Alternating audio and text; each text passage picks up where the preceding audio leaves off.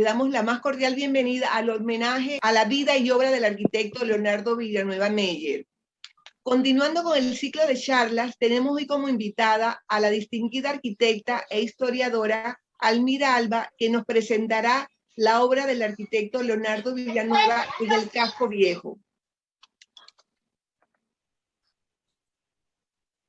Buenas tardes tengan todos. Es un placer contar con su presencia en esta tarde en que estamos presentando la tercera charla de este foro, que la primera parte es el ciclo de charlas en homenaje a la vida y obra del arquitecto Leonardo Villanueva Meyer, y conociendo los detalles de la obra, vamos conociendo también el nexo entre el hombre y su trabajo. Y con esto ejercitamos la memoria con la que hemos construido nuestra identidad arquitectónica. Gracias. Muy buenas tardes. Me toca presentar a la arquitecta Almira Alba Rincón, quien, como hemos escuchado, nos hablará de la obra de Leonardo Villanueva en el Casco Antiguo.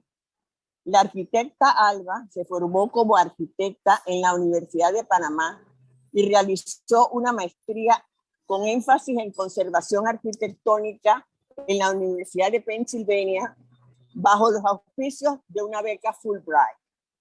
En el campo profesional de la restauración, ha trabajado en diversos proyectos de restauración y consultoría especializada en patrimonio cultural en el sur de los Estados Unidos, en la ciudad de Panamá y Colón, Portobelo y San Lorenzo. Sus investigaciones sobre la arquitectura histórica ha contribuido a los documentos de manejo y conservación de varios sitios en la costa caribeña de Panamá. Y actualmente trabaja como co-investigadora en un estudio sobre el patrimonio de la base de Clayton en la antigua zona del canal. También ha publicado en revistas internacionales y nacionales especializadas temas relacionados a la documentación y conservación y manejo de los sitios de Panamá la Vieja, el Casco Antiguo de la ciudad de Panamá, Portobelo y San Lorenzo, y del centro histórico de la ciudad de Colón. Perdón. En la actualidad comparte su tiempo entre la docencia universitaria, la consultoría, la investigación y la difusión de temas relacionados al patrimonio cultural de Panamá. Con ustedes, la arquitecta Almira Alba Rincón. Buenas tardes. Primero me toca agradecer la oportunidad que me ha dado el Círculo de Arquitectas de Panamá y a todos los que nos están, a todos los participantes por tener la paciencia de escucharme. Espero algunos de los presentadores anteriores, Cerrón, el profesor Sánchez, han hablado de algunos temas que puede ser que se reiteren. Yo espero aportar elementos adicionales en esta visión que está centrada en el Casco Antiguo de Panamá y que ayuda a entender la evolución de la arquitectura panameña y en particular la obra de Villanueva, que por cierto hay que decir requiere mucho más trabajo de documentación del que hay disponible en este proceso de tratar de armar la presentación.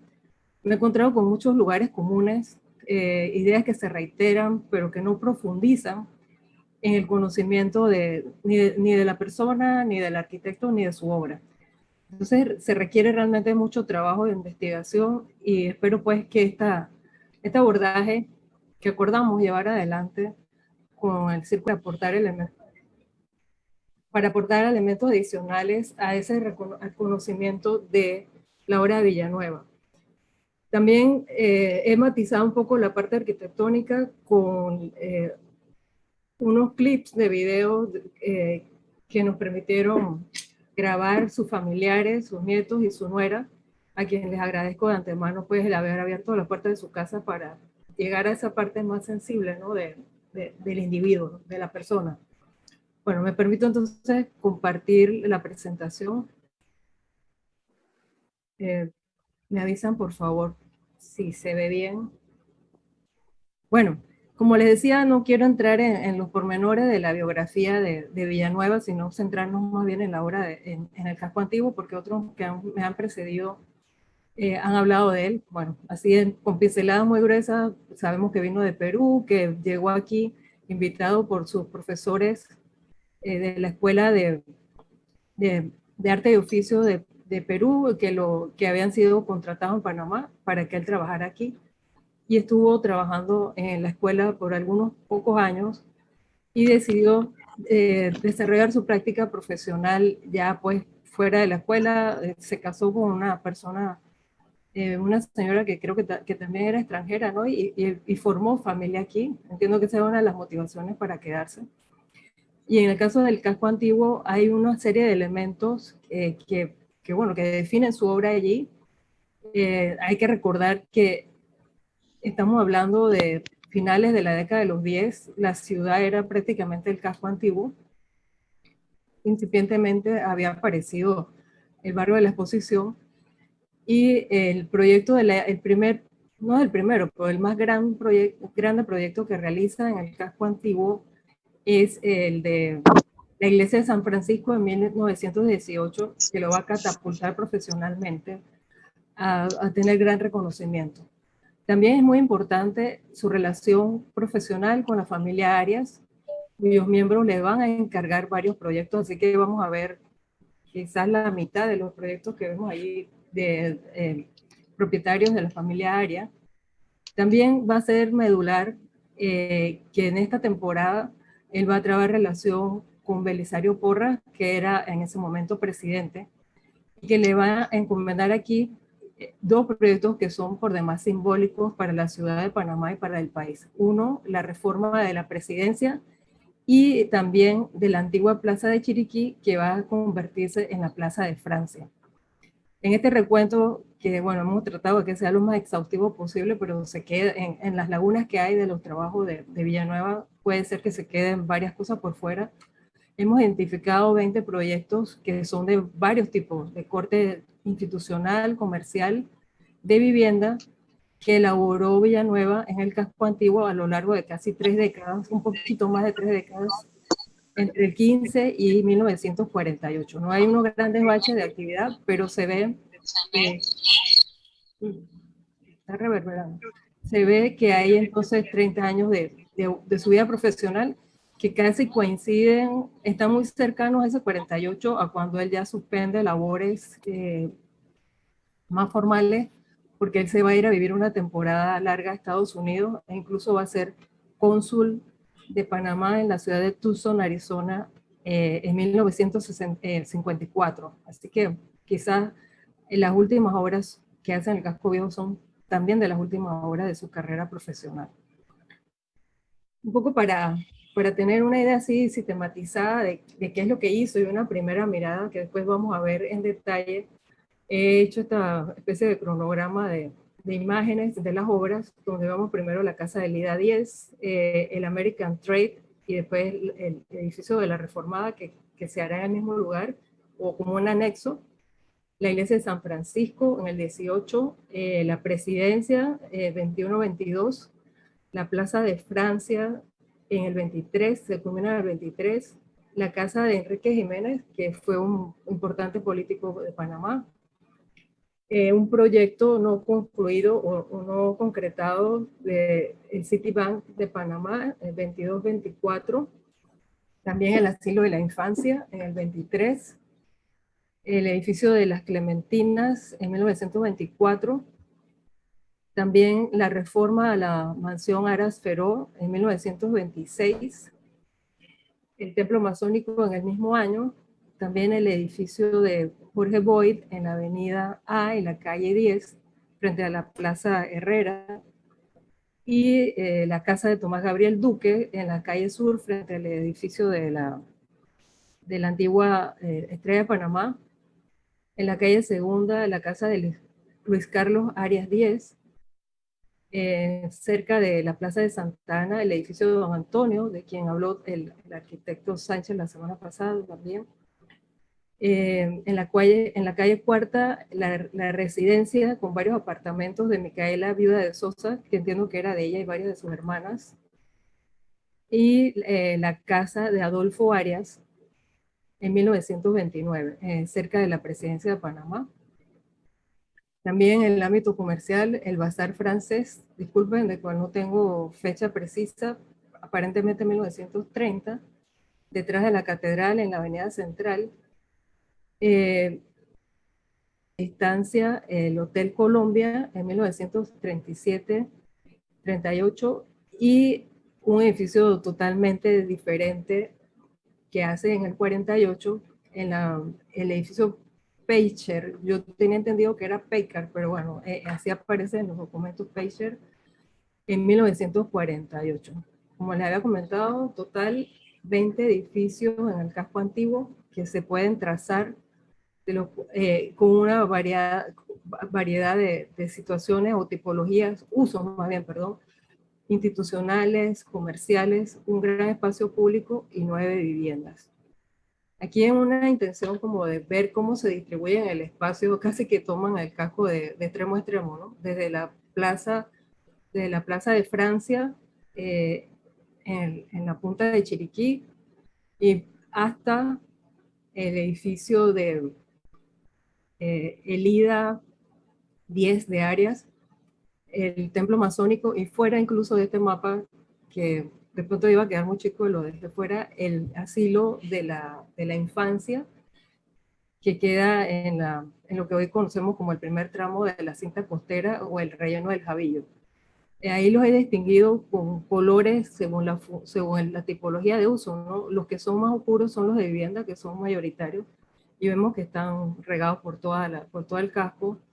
La parte institucional en este color un poquito más claro, y los comerciales en el naranjita, ¿no? Y sobre todo están en el área de la avenida central, ¿no? Como es la arteria principal. Bueno, de aquí veamos un poquito en detalle las obras en específico. Este es la iglesia de San Francisco. Antes de la reforma, he tratado también en lo posible, donde pude conseguir poner una imagen de cómo era el sitio antes, ¿no? Porque prácticamente lo va a intervenir en sitios donde había una edificación antes, y en este caso la va a reformar, ¿no? Este es como lucía el edificio de la iglesia de San Francisco junto a su convento, ¿no? También de San Francisco, en 1877, y la derecha, 1907. Cuando veo esto siempre me recuerda a las iglesias centroamericanas, por ejemplo, en León, en Nicaragua, que eran bastante regordetas, ¿no? Como muy pesadas, y cuya forma respondía a la sismicidad. No sé a qué responde. Y como algo interesante para mí, pues en este proceso de revisión de la obra, Villanueva propuso 3 versiones del proyecto. Las primeras bastante empáticas, diría yo, con el edificio original, donde se hacen pequeños cambios en la portada central y algunos agregados al campanario. Bueno, también se cambia ventanera en los laterales, pero básicamente se mantiene mucho la fisonomía original. En una segunda versión también cambia, como que va creciendo la torre, ¿no? Y tiene el remate del campanario en forma de campana, que me recuerda a mí el remate de la torre precisamente de la Catedral de Lima, donde él debió haber estado, que tiene esa forma de campana. Pues no sabemos, yo desconozco cuál es la razón por la que se decide por que será el proyecto elegido, e incluso no se llega a elaborar todo, porque se hace solamente una torre, donde pues hay una transformación mucho más potente de lo preexistente, y vemos un templo con un aire románico, un campanario que podemos quizás intuir gótico por las formas apuntadas del remate, y esto nos da una idea de un eclecticismo histórico que va a ser quizá una constante en su obra, ¿no? Muy bien proporcionado en términos de la construcción. También es importante que él va, aquí se ven algunos procesos, parte de los procesos constructivos, donde él va a usar las técnicas del hormigón armado, por cual se reconocen parte de sus importantes aportes en la arquitectura de Panamá.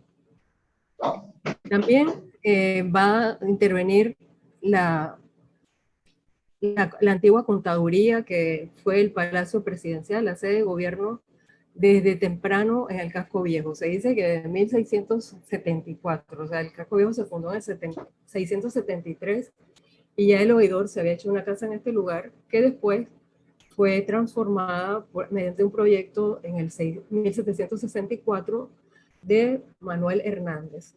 Este era más o menos la preexistencia que él va a encontrar, aunque ya a finales del 10, quizás no tengo mucha precisión de la foto de la izquierda, pienso que es inicios del siglo XX, se ve el edificio que ya ha sido reformado, no es como el que del diseño de Hernández. Aquí vemos sí que está la triada de arcos de medio punto, y esto parece una casa cualquiera, ¿no? Y sin lugar a duda que había que mejorar la presidencia, aunque ya algo había pasado, y cerca de 1910 se ve el edificio con un mejor porte, aunque se consideraba que debía seguirse trabajando. Y va a ser un deseo importante de Porras. Y por cierto, un libro que compendió el arquitecto Sebastián Sucre, aparecen transcripciones, perdón, las cartas, tal cual, donde hay un recuento de Villanueva sobre el proyecto, y él comenta que la asamblea, como venganza política, le había negado a Porras una partida de presupuesto para construir un palacio presidencial, entiendo yo que uno nuevo. Y entonces, a través de amistades de Villanueva, él va a conseguir audiencia con Porras y le propone acondicionar el edificio existente, ¿no? O sea, eso sería darle la vuelta a la imposibilidad de hacer un proyecto nuevo, y va a ser entonces la reforma del edificio existente. Y bueno, él hace un dictamen técnico rotundo, donde dice que solamente se pueden utilizar las paredes y el salón amarillo. Y eso no es poco, ¿eh? Yo no tengo aquí las plantas, pero él mantiene incluso varias de las divisiones internas. Entiendo que los pisos y las divisiones interiores eran de madera, y eso es lo que debe tumbar. En este salón amarillo se reporta que desde antiguo había los medallones de las pinturas de los presidentes, y plantea entonces este proyecto de reforma, donde se agrega un piso o parte, bueno, no es completo, ¿no? Hacia adelante queda abierto con estos dos torreones que yo creo que van a ser el signo de la obra de Villanueva en el campo. Siempre vamos a ver algo que parece como una torre dentro de su diseño, y también con estos balcones que recuerdan algo a los balcones limeños, aunque se dice que él está influenciado bueno, también por arquitectura que ha visto en España.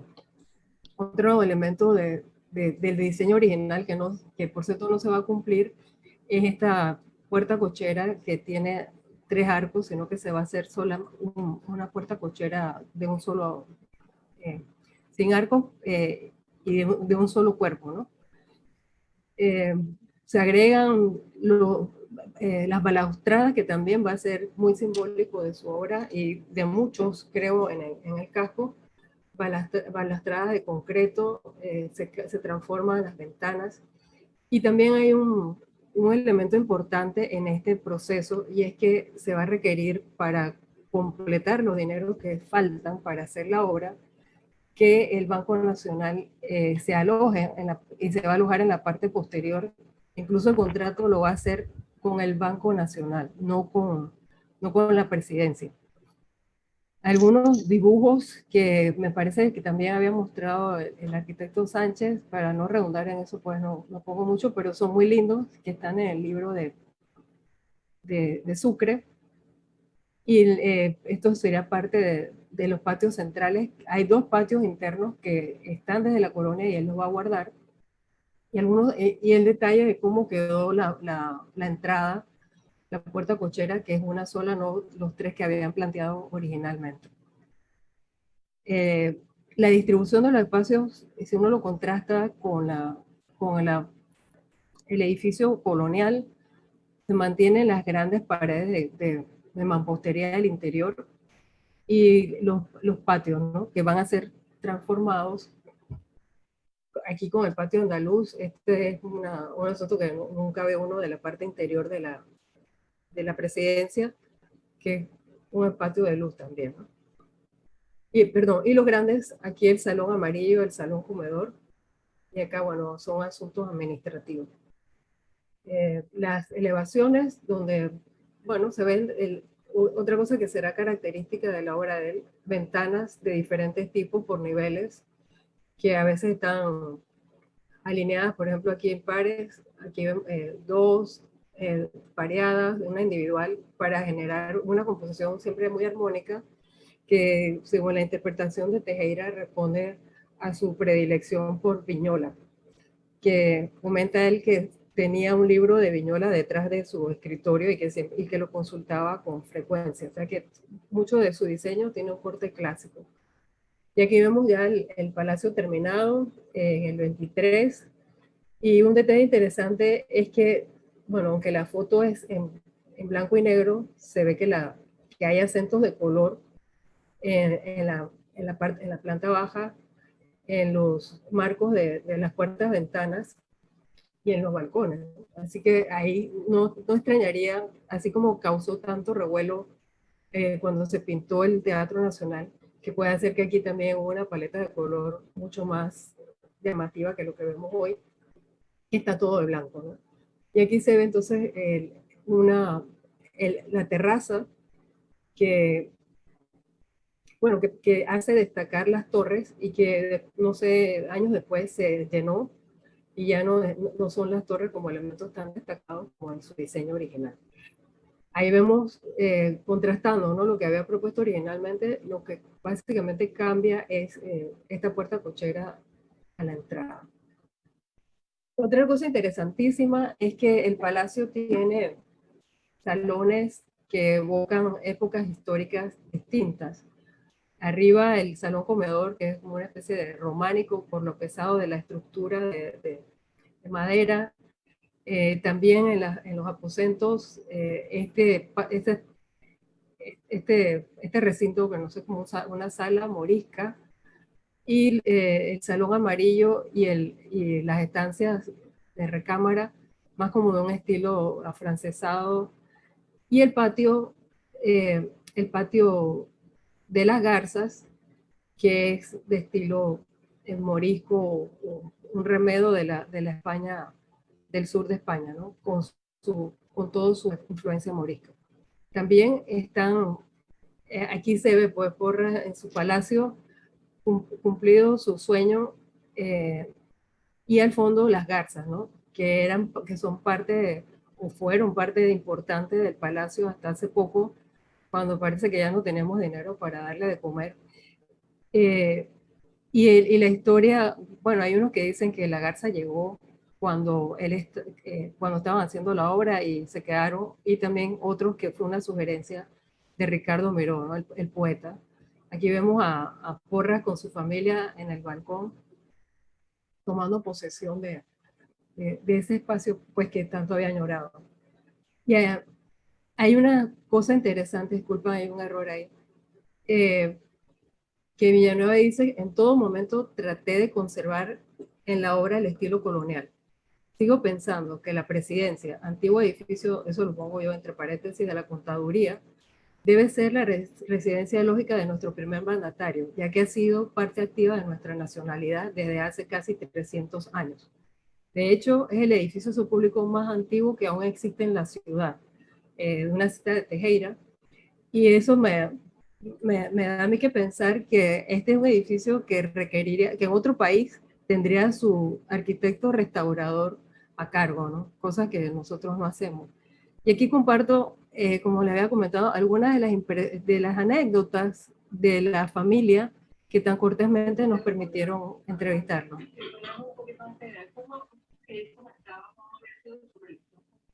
Mi voz no se escucha mucho.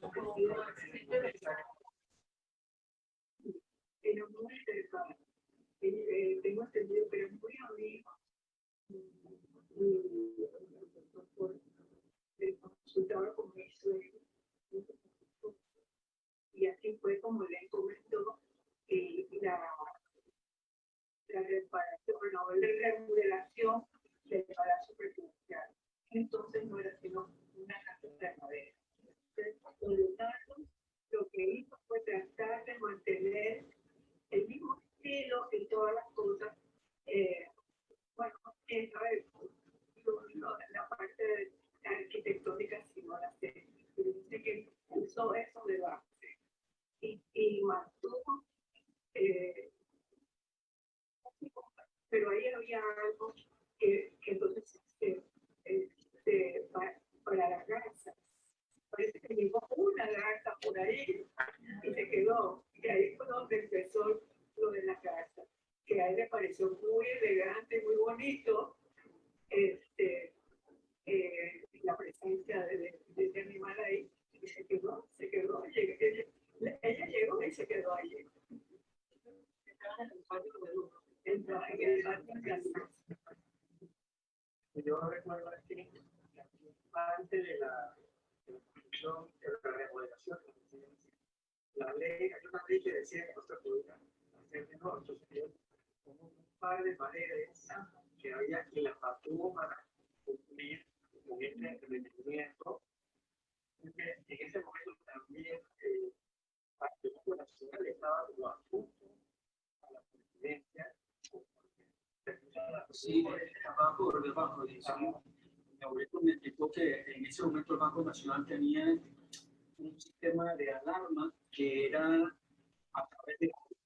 Entonces que tenían los barrotes donde pasaba el agua y lo que hacían para ver si alguien rompía y accedía era medían la presión del agua. Entonces la compañía de agua medía la presión de agua y si alguien cortaba alguno de los barrotes se iba a bajar la presión y le iba a sonar la alarma.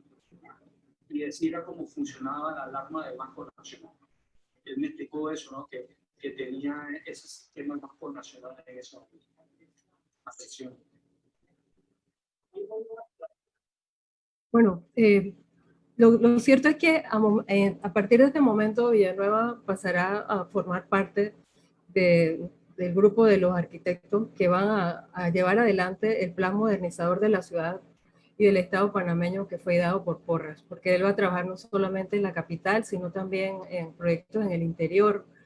Hay que recordar que Porras hizo carreteras, puentes, puertos, y se suman a los pocos profesionales que habían en ese momento. Había un norteamericano que había trabajado en la zona del canal, que es James Wright, Fabricio de Alba, Abel Bravo, Florencio y Leopoldo de Rosemena, Paul Chatañón, que era un francés que había quedado aquí después de las obras del canal francés, y Lombal, no había escuchado antes de él, según Gutiérrez es panameño también.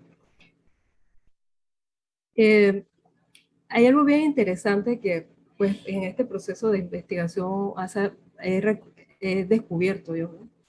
Y que estaba tratando de buscar de palabras propias de Porras, pero Porras a veces elude la cosa seria o es muy elíptico en sus discursos.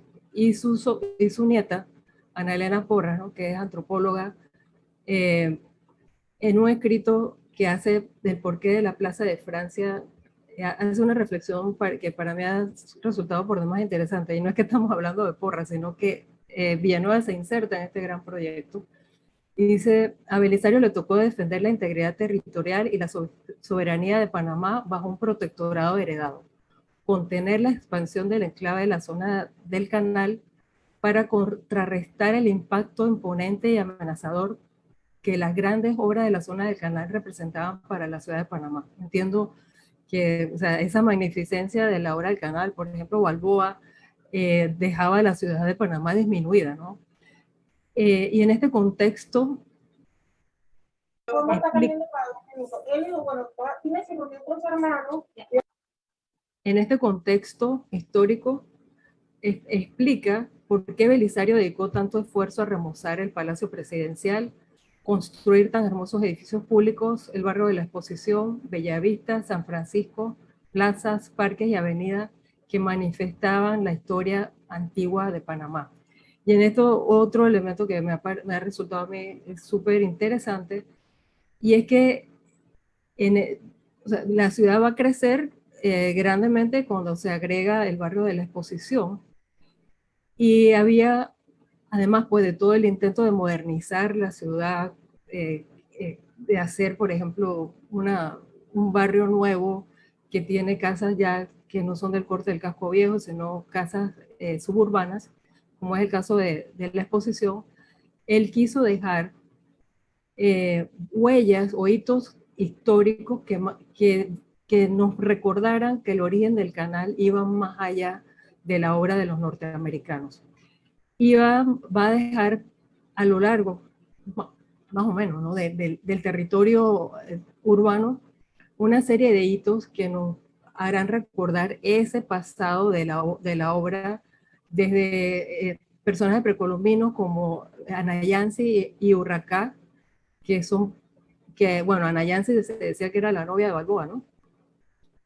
También la imponente estatua de Balboa, que va a ser el descubridor del Mar del Sur en los términos de ese momento. El Parque de Cervantes en la exposición, además se dice que la exposición se diseña siguiendo los parámetros de las ciudades coloniales españolas, y en la era postcolonial con la Plaza de Francia, eh, que va a probar que el origen moderno del canal no era norteamericano. Qué pena, ¿no? Que algunas de estas cosas se han perdido, y se fijan, este sería más o menos por algunos constreñimientos que había dado la zona del canal hasta donde lo poblado o más poblado de la ciudad, ¿no? Esto llega más o menos a la Federico Boy, y entonces está el Parque Urracá, el Parque de Anayansi, la estatua de Balboa, el Parque de Cervantes y todo el área de la exposición. También habla del remozamiento del Parque de Santa Ana, el remozamiento de la Presidencia y la Plaza de Francia, que es parte de la obra de Villanueva, muy importante, donde tiene la gran oportunidad en este espacio público de la antigua Junta de Chiriquí, que había sido arsenal, puesto militar desde la colonia, cárcel y demás. Y aquí lo vemos antes de la intervención que hace Villanueva, supongo yo que cerca del Día de la Independencia, porque aquí aparece Huertas, ¿no? Esteban Huertas, los usos que se daban a la bóveda para los presos. Y aquí quizás en una etapa anterior todavía más lleno de edificaciones que no tienen ni orden ni concierto, ¿no?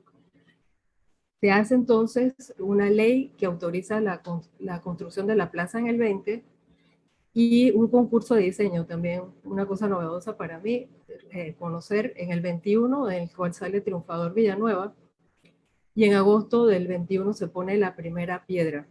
En julio se crea una comisión de construcción del monumento, que también era como cosa común en ese tiempo, porque yo hice alguna investigación sobre los archivos nacionales y también había una comisión de construcción que son como los encargados de echar la obra adelante.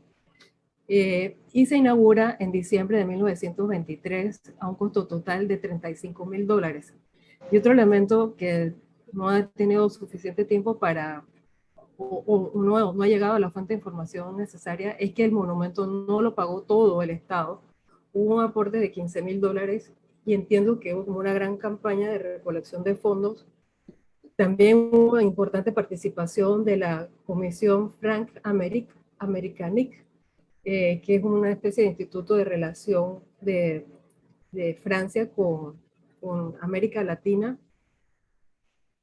Y hay un gran acto inaugural donde van entonces a estar pues el discurso de Porras, los representantes que vienen de Francia, un comandante de la Marina que llega aquí en nombre en representación del gobierno francés, y pues la intervención de Villanueva está relacionada con este hemiciclo aquí, donde aparecen sobre todo, ¿no?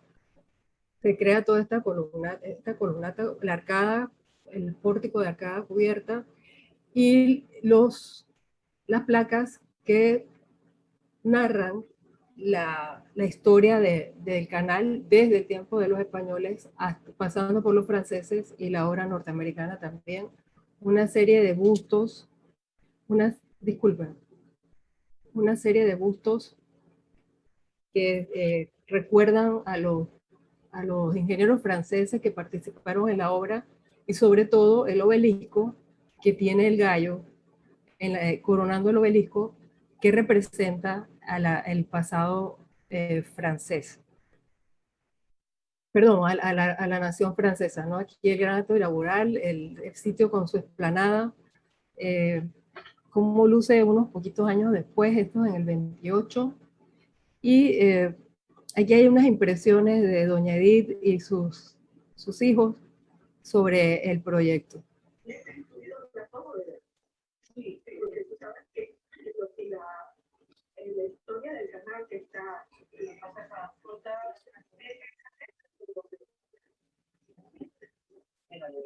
la historia del canal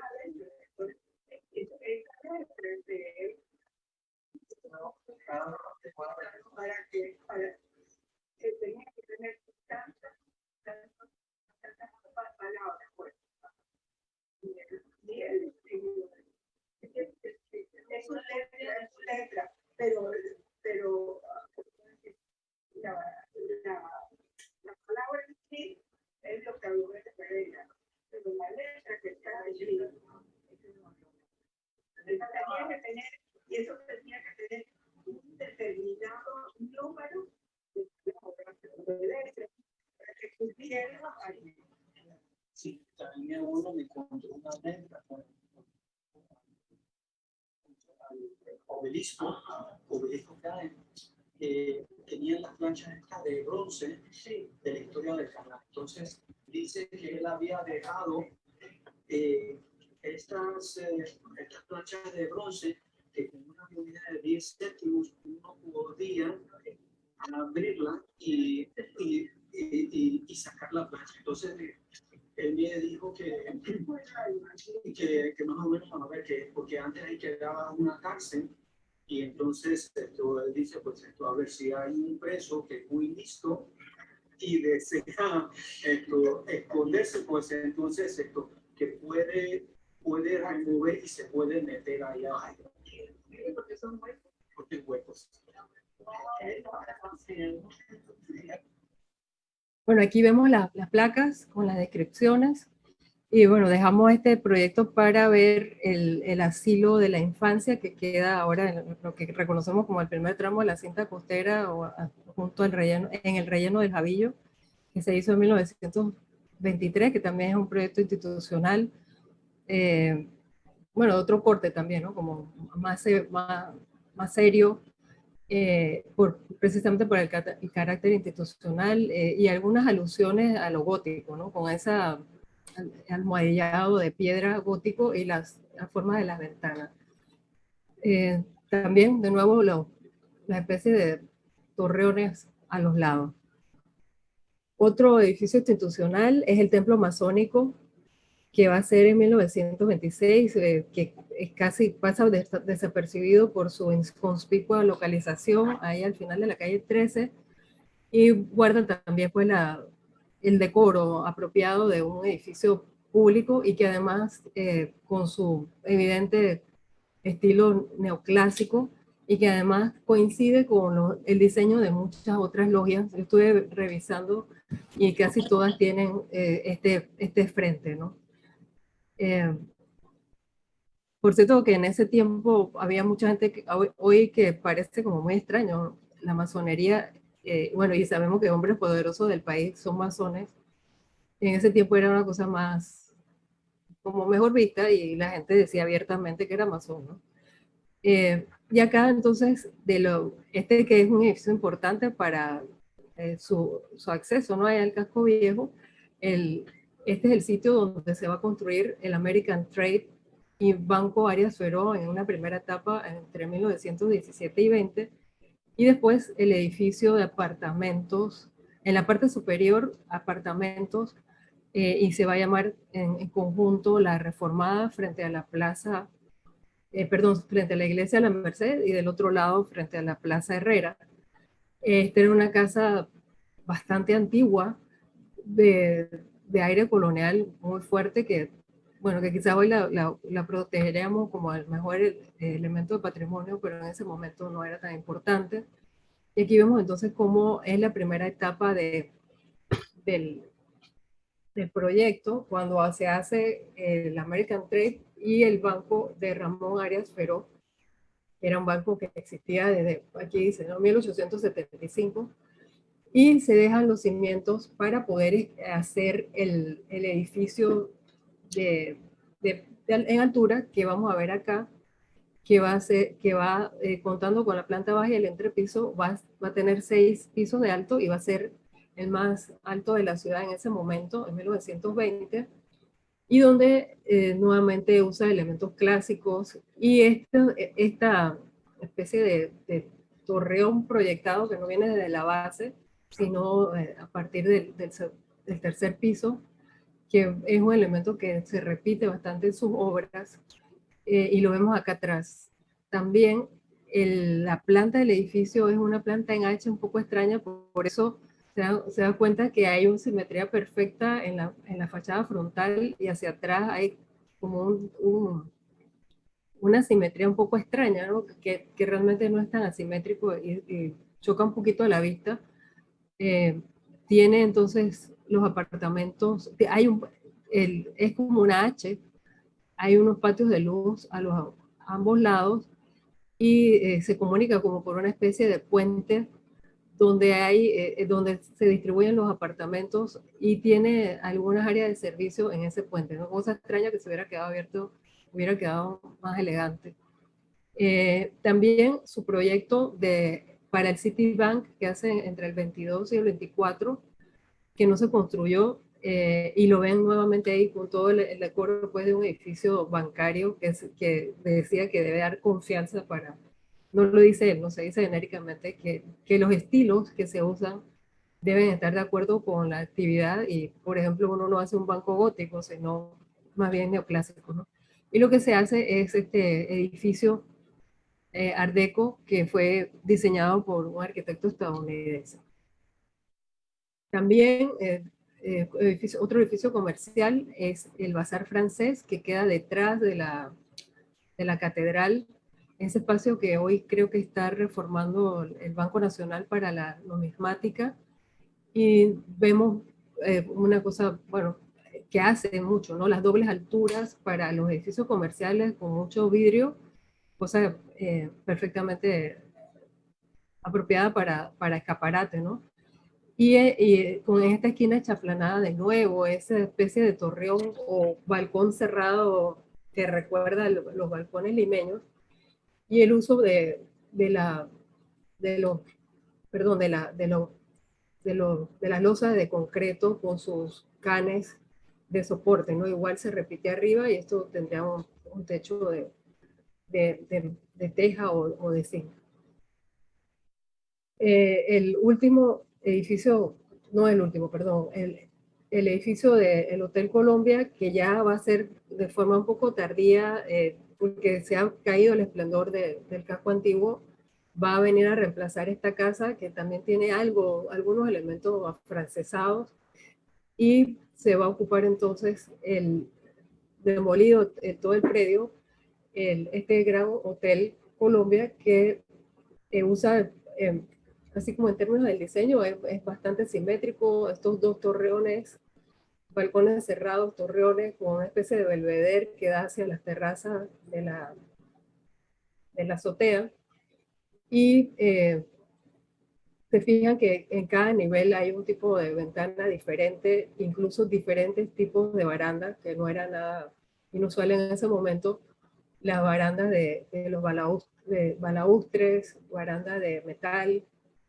y estos balcones un poco más cerrados, que todos en conjunto tienen un aire neocolonial español y que dice que está fuertemente inspirado en algunas obras que él vio en la Feria de Sevilla de 1926, ¿no? Que fue un importante evento para, para Latinoamérica. Los planos donde podemos percibir mejor la simetría y todas las diferentes tipologías de vanos, balcones por nivel y los torreones estos que son una especie de miradores, y la planta baja donde hay un gran espacio, o el primer alto, perdón, planta baja y la de arriba, un gran espacio libre para eventos, y aquí abajo había tanto salones, comedores, como algunas habitaciones. No tengo las plantas subsiguientes donde debían estar los cuartos, ¿no?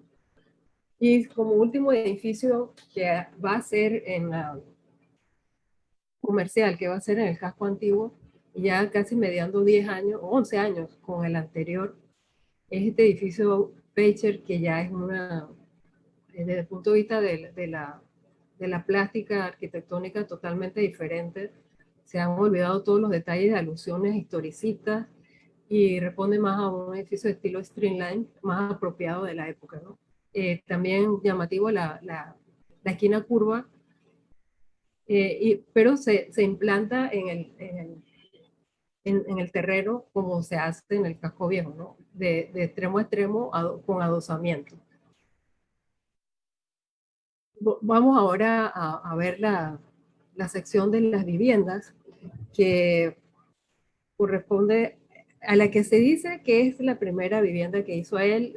Hay quienes tienen alguna duda porque les parece que no recuerda a ningún diseño posterior de él, pero bueno, se atribuye a este edificio de Lida 10 de Arias, que además tendría coincidencia con que los Arias fueron grandes clientes de su persona, pero el estilo es arrugó, muchos detalles arrugó, la cubierta así de mansarda francesa. Yo incluso tuve duda de que no fuera más temprano, pero se ha investigado con claridad que es del 12 o del 15. Bueno, lo que es cierto es que queda la duda de si lo hizo él o no, pero bueno, se le atribuye. Ya vemos a unos pocos años que hace poco que perdió el techo, que lo distorsiona todo, e incluso se han quitado varios de los detalles decorativos que tenía el edificio. Si hay certeza clara de que él diseñó esta casa para Enrique Jiménez, que fue un político importante, creo que incluso llegó a ser presidente de la República, de que hace en la Plaza de Francia, al lado de la antigua Corte Suprema, antiguo Instituto Nacional de Cultura, y es hoy la casa de Juan Carlos Navarro, ¿no? Otro político local, que se plantea aquí que esta torre esquinera se parece mucho a la de la presidencia, ¿no? Casi que es un requerimiento quizás del dueño, decirle quiero una torre igual que del Palacio Presidencial. Y aquí también nuevamente tipo de barandales diferenciados, un gran balcón corrido, después balcones separados, pero el espaciamiento entre ventanas es mucho más más acorde con la tradición colonial, ¿no? De una lumbre, y los techos que aparecían originalmente de zinc y fueron cambiados por teja porque, bueno, en algún momento parecía que no había provisión de teja en Panamá, también con sus guardillas. Aquí vemos los planos, el elemento de esquina destacado de la torre, que da algún sentido de asimetría, no tanto, y la distribución interior de la casa, que es muy sencilla, ¿no? Un pasillo central que distribuye a todas las estancias, ¿no? De lado a lado. Y bueno, y lo que sí tiene este edificio es que no tiene un patio central, ¿no? Otro edificio que hace es este que se llama Las Clementinas. No tengo mayor información del edificio, solamente que lo hizo él, no hay planos ni descripciones. Interesante el tratamiento de la esquina, también curva, y nuevamente balcones más grandes en las plantas bajas, o el primer nivel, y después los balcones se van fragmentando y como aligerando con herrería y no balaustrada de concreto. Esta obra, que es una reforma en la mansión Arias Feró, antes de ser reformada, es casa de los mismos Arias Feró que hacen en 1881. Tiene algunos elementos franceses, incluso los techos de teja, que considero yo que es una forma de datar un edificio de la época francesa en el casco antiguo. Y lo que se va a hacer es quitar todas las divisiones interiores que son de madera, incluso partes del frente también de madera, y se le da un aire mucho más sobrio a la casa. Hay algo bien importante en esto, ¿no? Que aquí hay una cosa que no es como la otra, y es que este no es una casa adosada. Este intenta ser un poco una casa suburbana con jardín en todo el perímetro y poner distancia con el exterior, ¿no? Bueno, hoy día y de hace tiempo es casa de la municipalidad y se usa como casa de actos del municipio de Panamá. Un plano que rescata Tejera de unas excavaciones que hace la doctora Rovira, por ahí por los años 80, cuando la casa es adquirida por el municipio y se va a restaurar, nos muestra cómo la casa está construida sobre la muralla, y que puede hacerse después de 1856, cuando la muralla se ha derribado, ¿no? Es muy sencilla el planteamiento, lo que sí permite es como tener una entrada mucho más elegante que un zaguán de las casas coloniales, con su vestíbulo, la sala y el área de comedor en gran plan, áreas de servicio atrás. Aquí no aparecen las escaleras que yo recuerdo que están en el zaguán y que dan a plantas superiores, donde están las recámaras, ¿no? Otra casa de apartamentos que hay, de Jorge Boyd, está en la Plaza Herrera, que va a ser en el 27, no sé si recuerdan la cronología inicial, en los 20, después de las obras públicas, entre el 27 y el 29 va a ser la mayoría de las casas, y esta igualmente tiene un aire de, bueno, con esta esquina chaplanada, y el otro lado intenta hacer como una especie de torreones. Lo único que se ha llenado este espacio libre que había originalmente. Es un edificio que también rebasa bastante la escala de los colindantes y un poco perturba, ¿no?, la uniformidad de alturas. Tiene también estos barandales muy pesados, que de barandales corridos se hacen barandales de grupos y después individuales con herrería, igualmente tipos diferentes de ventanas, no en todos, pero en varios de los pisos, ¿no? Algunos adornos de molduras, y aquí vemos, perdón, el plano de la fachada lateral, que es la fachada realmente principal del edificio, donde se ve cómo había la intención de marcar esos dos volúmenes separados, o alturas separadas, y dejando el vacío que ahora ha sido rellenado, y que quita un poco la idea de esas torres en las que él insiste bastante. El partido es bastante sencillo, de nuevo un corredor central que da son 4 apartamentos, creo, de cada lado, y la azotea, porque en 2 pisos, ¿no? Y la azotea era el área para los cuartos del servicio, de la gente que trabajaba en los apartamentos abajo. Así que bueno, una situación privilegiada para la gente del servicio. También poco documentada la casa de Tomás Gabriel Duque, que construye en 1927 en la Avenida Sur, frente al periódico de la Estrella de Panamá, que también era de los Duques. Bueno, eso ya no queda ahí, disculpen, está en otro lugar.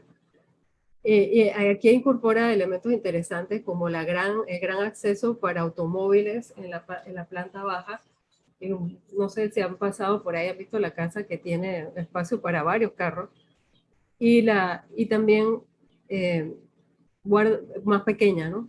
con una escala quizás más apropiada para el casco. Y de nuevo balcones separados, al centro un poco proyectado, y la insinuación así como de un elemento destacado a los lados. Y eso un poco para mantener el tema de la composición clásica, ¿no? El edificio Don Antonio, que también en su momento va a ser un edificio más alto de la ciudad en el 29, ya supera el anterior, que tiene también, son 6 plantas creo, y en la planta baja realmente es uso mixto, comercial, y los apartamentos en torno a un patio central de ventilación. A mi entender, esto tiene un aire art deco, quizá muy temprano por el escalonamiento, y lo cierto es que todo el partido decorativo es muy diferente a lo que usa en el casco antiguo, que es mucho más este es mucho más geometrizado, ¿no? A tender a estilizar los elementos decorativos que van entonces a reducir las alusiones al pasado histórico, ¿no? También uso de distintos tipos de balcón en planta baja con segmentos de curva, herrerías diferenciadas en cada tipo de balcón, y también, bueno, muy importante, la esquina de esa chaplanada, que también de nuevo insinúa un torreón en el edificio. Esto habló bastante tiempo el arquitecto Sánchez la semana pasada. Aquí vemos el espacio de la planta baja del comercio y los apartamentos en la planta superior, que se distribuyen en torno a un patio de ventilación. También está la casa de apartamentos que aparece encargada por Micaela, perdón, está mal el nombre, Sosa, viuda de Icaza, que hace en el 29, que es un edificio muy lindo, realmente muy bien proporcionado, que entiendo que era para ella y para sus hermanas. En la calle Cuarta es muy difícil de fotografiar, por cierto que esto no lo he fotografiado yo, sino que lo he tomado de varios libros, y aquí se ve cómo está todo también tan simétrico, también proporcionado, con la excepción de la puerta de acceso vehicular, que además se ve como chiquita, ¿no? Y debía ser bueno, no sé si eran carros de motor o carruajes, donde distingue con muy buen gusto este belvedere que remata toda la composición, que además debe ser un lugar precioso de estar ahí, y con elementos pues de columnas, balastradas, que recuerdan elementos de la arquitectura historicista, ¿no? Veamos, bueno, y esta también compuesta, ¿no? De nuevo como una insinuación de separación hacia los extremos, aunque no se ven las torres tanto, y la proporción de 1, 1, 3, 1, 3, ¿no? Aquí el reparto interior, que por cierto, bueno, comenta Tejera que las distribuciones de Villanueva y Tejera, que por cierto Tejera era su padre, eran bastante malas. O sea, que quizás en los términos nuestros de hoy no va a parecer que esto está muy bien trabajado, pero hay entonces 2 apartamentos por nivel, así que se suman 4, y el de arriba es el que tiene, bueno, todos tendrán acceso a la terraza esa principal, pero entiendo que alguno de los apartamentos de arriba es más espacioso que los de la planta baja. De allí entonces esto nos lleva a la que tengo yo registrada, creo que como última casa que hace Villanueva, sí es la última, en el casco antiguo, que es la vivienda del doctor Adolfo Arias, y que rompe totalmente con la forma de implantación de la vivienda. Esta es una casa traída que bien podía estar en Bellavista, y que se implanta aquí en un lugar donde esto queda en la calle de la Presidencia, detrás del Ministerio de Relaciones Exteriores, y llama muchísimo la atención pues toda la forma con su patio frontal, que como ven les decía, que rompe los adosamientos comunes del casco antiguo y que también, bueno, usa la variedad de materiales que usa él en su casa de Bellavista, también en otro estilo, un torreón circular, esto que es más del estilo que permite también Bellavista con una volumetría mucho más variada que lo que permite el casco antiguo. Esta es una gran casa que tiene acceso desde el mar. Incluso no sé si notan aquí, bueno, aquí no se nota, hay una escalera que nos permite entonces acceder a la casa. Y aquí se ven entonces nuevamente como los dos cuerpos separados y un elemento central que sería lo que es muy característico de la obra de Villanueva. Otra, ya casi para finalizar, las últimas impresiones que nos comparten su familia de Villanueva. Sería mucho gusto ver en cada cultura, de el maestro, en cada la música, le gustó mucho el estilo morisco, por eso también la casa tiene, ¿no?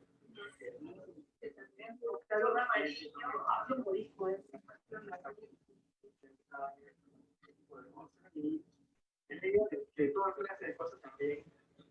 Mira, él leía el National Geographic de aquel entonces, recuerdo que estaba chiquito, me metí en la cama a leer el National Geographic en inglés. Entonces decía aquí, bueno, no sé qué tipo, no sabía inglés todavía, y él ahí traducía un parrafito, y él estaba leyendo eso, de biología también le gustaba. O sea, el hombre tenía muy diferente, siempre también la comida, él también le gustaba cocinar, y en la casa, mucha gente participaba y se llevaba y también otra cosa que, a ver, yo creo que tenía la costumbre de siempre de poner cosas de curiosidad en sus obras, ¿no? Y hay muchas quizás cosas que están ocultas, como esto que yo he dicho sobre el obelisco, y yo creo que todas sus obras tienen un pequeño detalle así. En la presidencia habrá pequeños detalles que está hecho para la persona muy conocedora que piensan, mira este detalle, ¿verdad? Que para la persona va a ser invisible, pero está ese detalle para la persona que conozca. Entonces, yo creo que si uno va buscando, uno va encontrando, mira, este detalle puede ser algo que él ha dejado allí para la persona que pueda, que tenga algún interés y eso, ¿no? Una visual de ciertas cosas. Esto, por ejemplo, a mí me llamó mucho la atención en la presidencia que tienen como distintas representaciones parece de justicia, de distintas simbologías, ¿no? Entonces, sus obras sí tienen pequeños detalles de simbología para la persona que conozca, que lo sepa apreciar. Es un tema de buscarlo.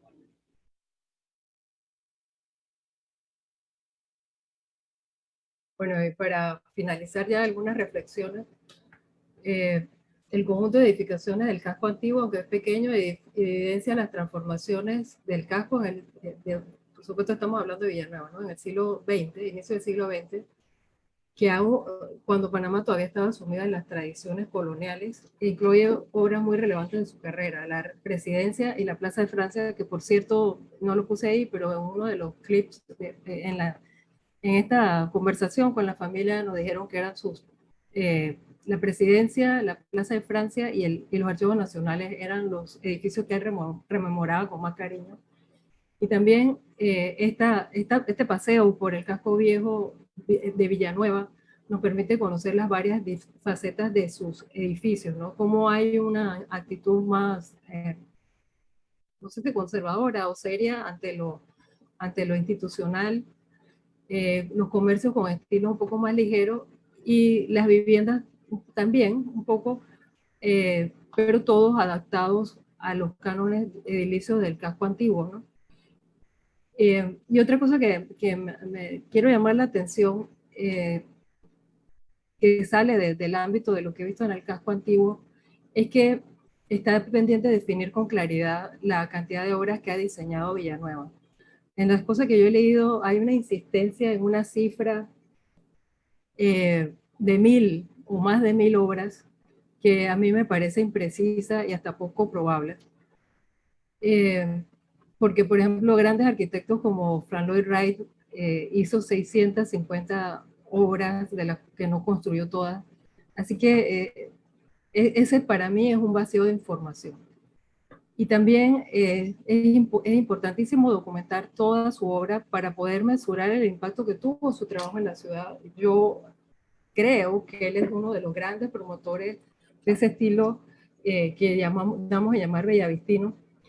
Y también el poder documentar toda esa obra nos permitirá proteger los edificios que aún existen. Hay muchos que han sido demolidos y quizás todavía estamos a tiempo para contener esa destrucción.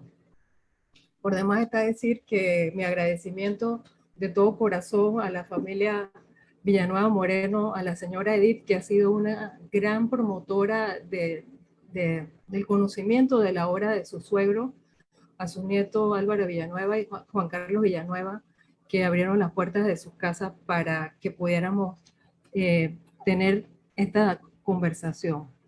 Y a todos ustedes, gracias. Aquí algunas referencias bibliográficas y quedo pues a la orden para cualquier comentario o pregunta que ustedes tengan a bien hacer.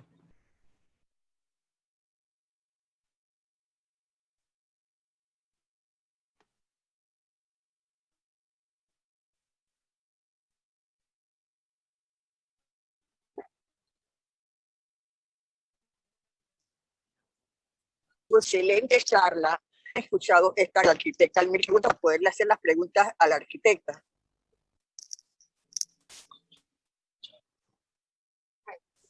Bueno, arquitecta, ahora mismo tenemos felicitaciones de la arquitecta Zaira Quintana.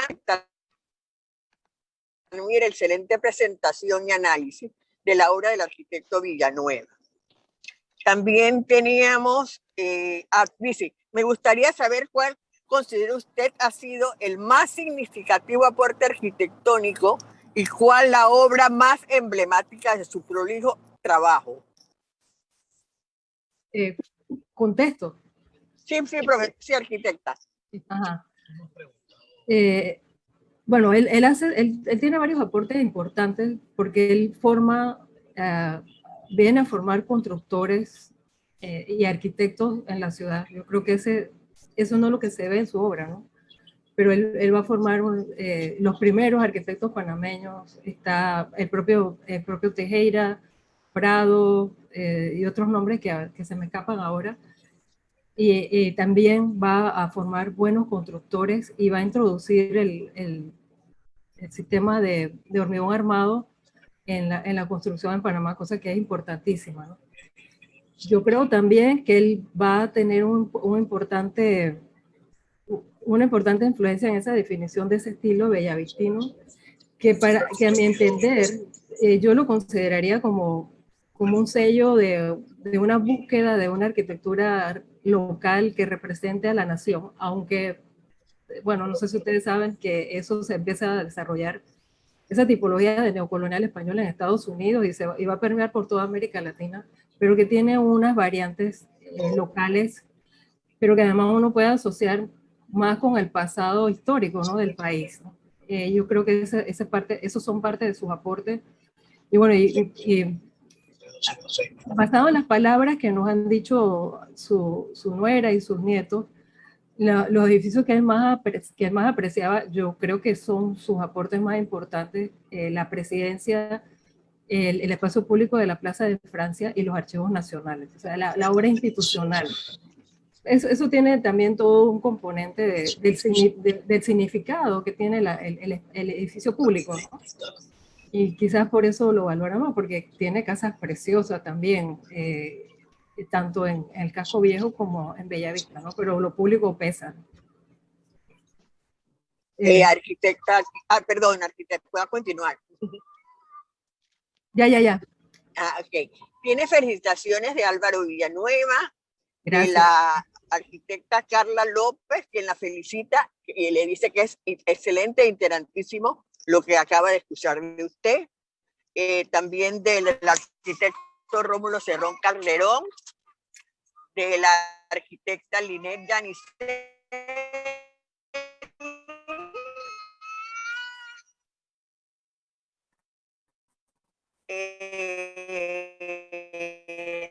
de los nietos de Villanueva, y de todos nosotros del Círculo de Arquitectas. Le agradecemos esta interesante charla, arquitecta. De verdad que ha sido un placer escucharla.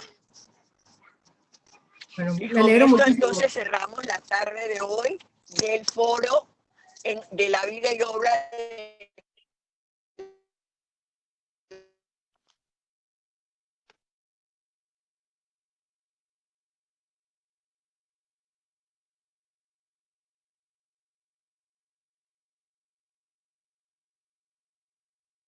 Bueno, parece que hay hubo un problema de comunicación. No sé si alguien más del círculo puede tomar la batuta. ¿O alguien más tiene alguna pregunta? Bueno, Lilia, ¿tú vas a hablar? No, dale tú, dale tú. Bueno, nuestro agradecimiento a la arquitecta Milarda por su excelente presentación. Sus años de investigación de las obras del arquitecto Leonardo Villanueva le han dado el conocimiento y capacidad de presentar el tema con propiedad, llevarnos a recorrer sus obras, su historia, ver su legado. Estamos seguras que su presentación ha sido del beneplácito de los colegas e invitados que hoy nos han acompañado. Y los invitamos a nuestra siguiente actividad, que será el día 1 de noviembre, con la inauguración de la exposición dedicada a la vida y obra del arquitecto Leonardo Villanueva en el lobby del edificio de los Archivos Nacionales, una de sus obras más importantes. La misma estará abierta al público desde el 1 al 30 de noviembre. Y siguiendo con nuestro ciclo de charlas, vamos a tener el día 13 de noviembre la charla dictada por la magíster Berta Cardoce, el legado de Villanueva en Bellavista, por lo cual los invitamos a que nos sigan apoyando y sigan participando de nuestras actividades. Muchas gracias.